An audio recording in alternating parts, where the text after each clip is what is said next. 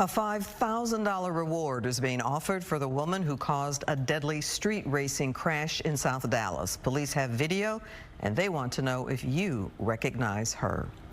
Good evening, I'm Clarice Tinsley. That deadly crash happened on Mother's Day. Another woman who was street racing is already charged in the crime. Fox 4 Sean Rabb has video of the driver detectives are looking for. We are in South Dallas on 2nd Avenue at Garden Lane. This is Detective Sammy Shaw, Dallas Police Vehicular Crimes Unit. And Detective, if you would, sir, tell me what happened here on May the 11th, on Mother's Day, at about 7:40 in the evening.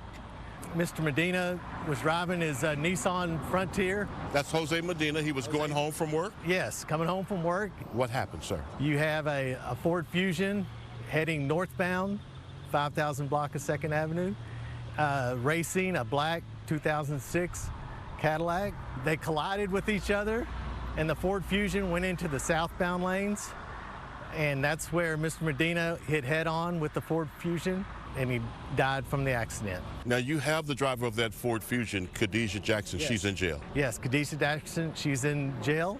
She was charged with 6 felony offenses. The black Cadillac continued driving north and turned left on Gold Spear, and you see all the occupants in the vehicle get out and run back towards the scene, we believe. But they don't stop to try to help.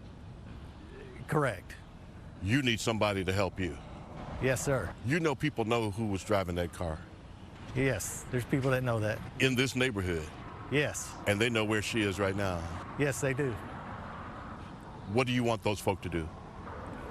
I want them to call me or text me. You know, my phone number is 214-608-7813. My email is sammy.shaw@dallaspolice.gov.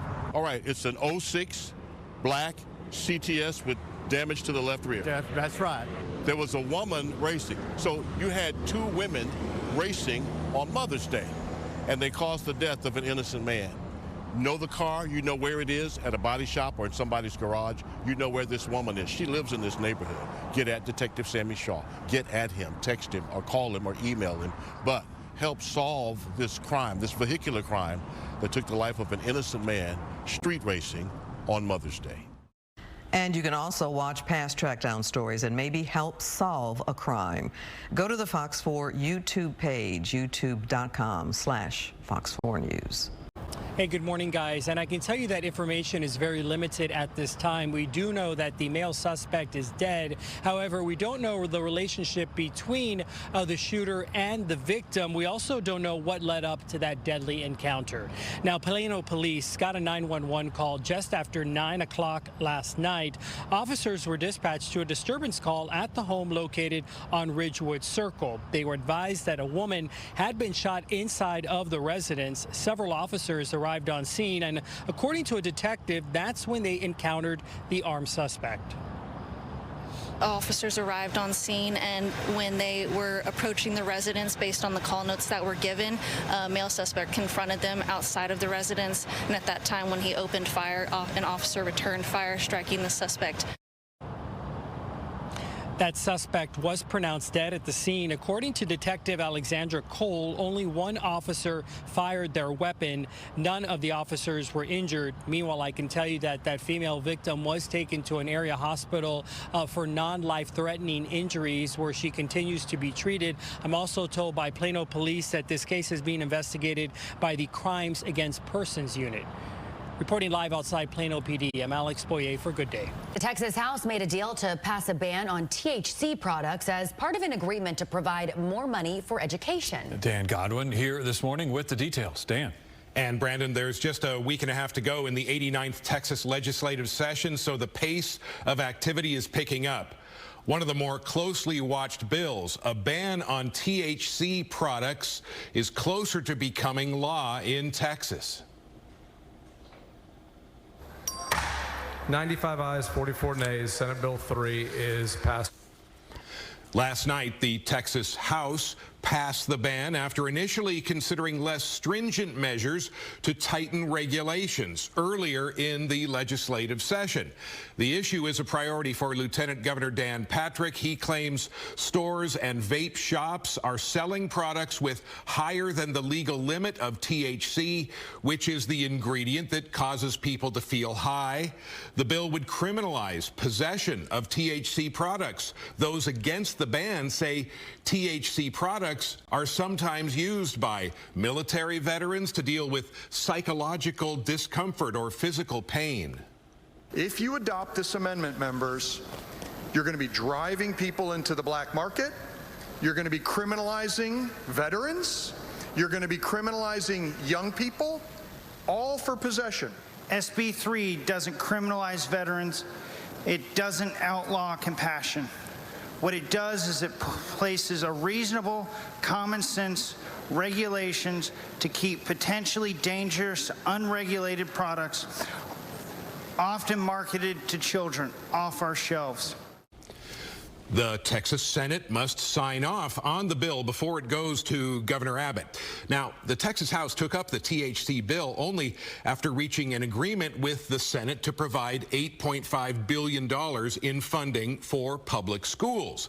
The compromise includes the Senate's proposed $55 per student increase to the basic allotment. That's the amount the state pays districts per student. The amount is lower than the House's original allotment of nearly $400. The plan does include $500 million for fixed costs such as transportation or retirement contributions. This bill is expected to be taken up also on the Senate floor today.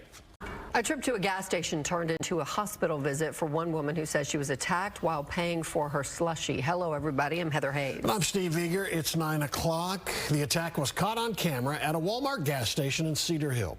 The woman claims the confrontation escalated after the cashier didn't like how she handed her the money. Well, now the victim is suing Walmart. Fox News' David Centenry joining us live with more. David. Yeah, the victim sat down with us and she says she is still recovering from her injuries. She believes that the cashier's criminal history should have been a big red flag for Walmart.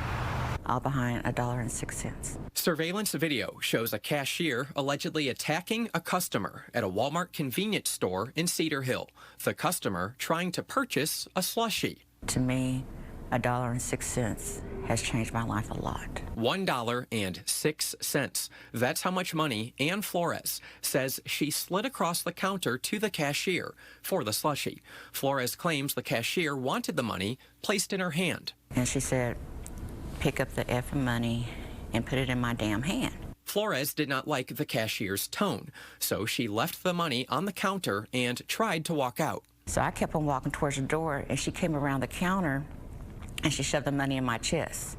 According to an arrest warrant affidavit, a Cedar Hill police detective says the cashier confronted and pushed Flores, adding Flores was trying to leave, but the cashier taunted Flores, pushed Flores again, and swung Flores toward the front counter, where Flores' lower back was hit. The scuffle continued. She just came at me, and it was either, stand there and get pounded or fight back, and instinct was to fight back. A detective says the cashier, Sharif Lawrence, was the aggressor. She's charged with assault causing bodily injury. Lawrence has a lengthy criminal history, theft and drug convictions, even a felony aggravated assault conviction in 2000. In a newly filed lawsuit against Walmart, Flores claims the company was negligent to hire Lawrence. Flores claims to have suffered 2 vertebrae fractures, a head injury, and more. But what if I have my grandchildren with me or something, and she decides to pop off? In a statement to Fox 4, Walmart says, "We take the safety and security of our customers seriously. We will review the complaint and respond appropriately to the court." There's no way you can justify that. Flores says she did not think much of sliding money to Lawrence instead of placing it in her hand. Her mind elsewhere. She says she was returning from a funeral for her mother-in-law. What if that was your mother, your grandmother, your child, that this lady did this to, all behind $1.06? Yeah, that attack happened last September, but the lawsuit just filed last week. We did stop by Lawrence's listed address earlier today in Cedar Hill to see if she would talk to us, but no one came to the door. Heather, Steve, back to y'all. All right, David, thank you.